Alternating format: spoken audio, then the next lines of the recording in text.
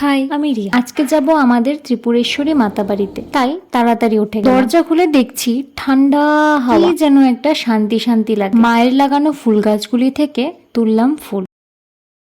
এটা হলো ঠাকুরের জন্য আমার মর্নিং রিচুয়াল। একটু ক্লিন আপ সেশন, বাড়ির ফ্লোর, কিচেন সব আমি ক্লিন করে দিয়েছিলাম।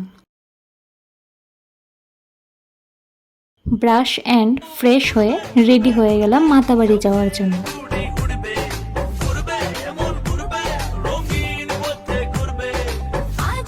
আজকে যাব দুটা বান্ধবীর সাথে। অটো করে বেরোলাম। আমরা যাচ্ছিলাম বাস দিয়ে মাতাবাড়িতে। সবাই খুব এক্সাইটেড।